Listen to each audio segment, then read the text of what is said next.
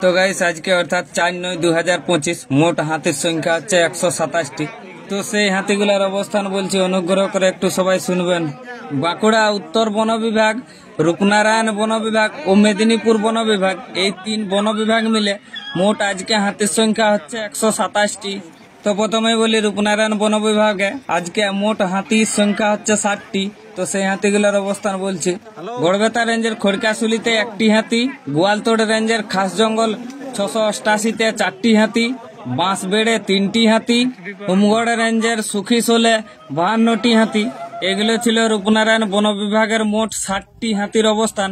তো যে সমস্ত এলাকার নাম বললাম সে সমস্ত এলাকাবাসী এবং পার্শ্ববর্তী এলাকাবাসী সবাই সতর্ক এবং সচেতন থাকবেন, জঙ্গলে যাবেন না। মেদিনীপুর বন বিভাগে আজকে মোট হাতির সংখ্যা হচ্ছে 37টি।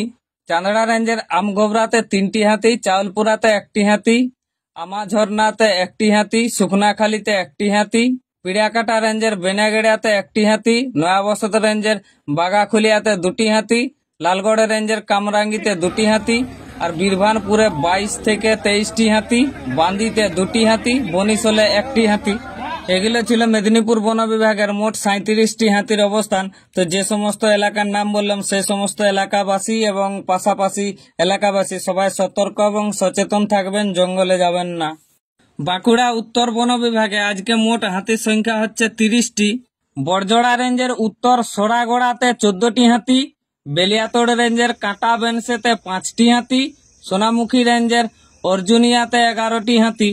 এগুলো ছিল বাঁকুড়া উত্তর বন বিভাগের মোট 30টি হাতির অবস্থান। তো যে সমস্ত এলাকার নাম বললাম সে সমস্ত এলাকাবাসী এবং পার্শ্ববর্তী এলাকাবাসী সবাই সতর্ক এবং সচেতন থাকবেন, জঙ্গলে যাবেন না। সন্ধ্যের পর জঙ্গল লাগোয়া রাস্তাগুলো এড়িয়ে চলবেন। আরেকটি বিশেষ অনুরোধ, বন্যপ্রাণী শিকার বা বন্যপ্রাণী বিরক্ত করা থেকে বিরত থাকবেন, এটা আইনত অপরাধ। জনসচেতনতার স্বার্থে প্রচারিত। বাঁচবো মোরা, বাঁচবে ওরা, এই হোক আমাদের অঙ্গীকার।